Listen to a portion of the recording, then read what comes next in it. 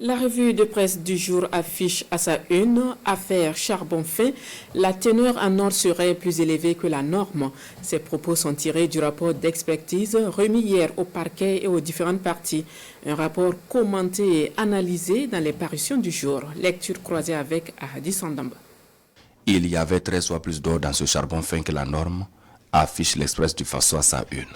Dans ces colonnes, le quotidien Bobolais rapporte que les parties prenantes au procès de l'affaire de charbon fin au Burkina Faso sont entrées en possession du rapport d'expertise. Un rapport qui indique que la teneur en or du charbon fin était largement supérieure, soit 13 fois plus que la norme.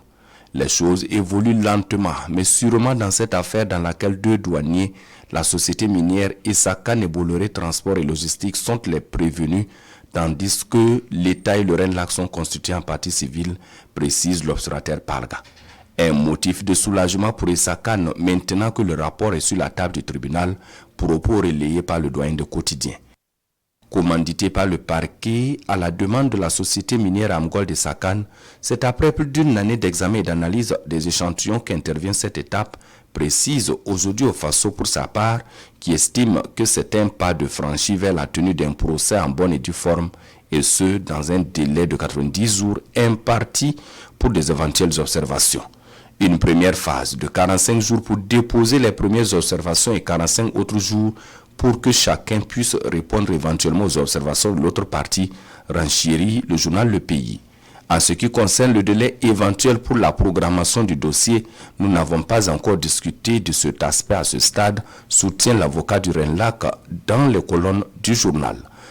L'affaire charbon fin a éclaté en décembre 2018 lorsque plus d'une trentaine de conteneurs contenant du charbon fin appartenant à la société minière Amgold Essakan en route pour la Côte d'Ivoire par voie ferrée avaient été saisis par la Brigade nationale antifraude à Bobo Dioulasso et Ouagadougou.